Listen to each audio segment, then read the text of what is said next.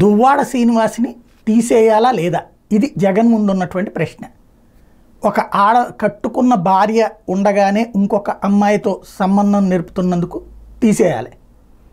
అదే సందర్భంలో ఇంటి ముందు బిడ్డతో సహా ఆందోళన చేస్తుంటే లోపల కూర్చుని ప్రెస్ మీట్లు పెడుతున్నందుకు తీసేయాలి.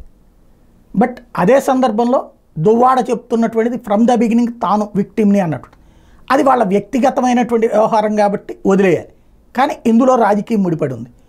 గతంలో దువ్వాడకి ఎమ్మెల్సీ ఇచ్చాక ఎమ్మెల్యేకి టికెట్ ఇస్తుంటే ఆ సీటు నేను పోటీ చేస్తానని ఆమె అడిగినటువంటి సందర్భంలో జగన్ ఒప్పుకున్నారు, ఆమె పేరే అనౌన్స్ చేసేశారు.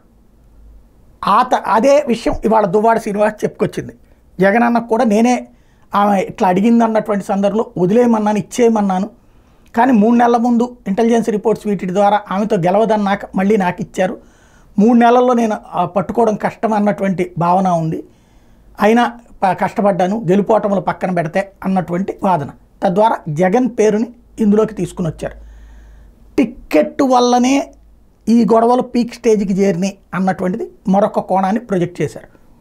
ఇప్పుడు ఇది జగన్కి ఓ పెద్ద తలనొప్పి.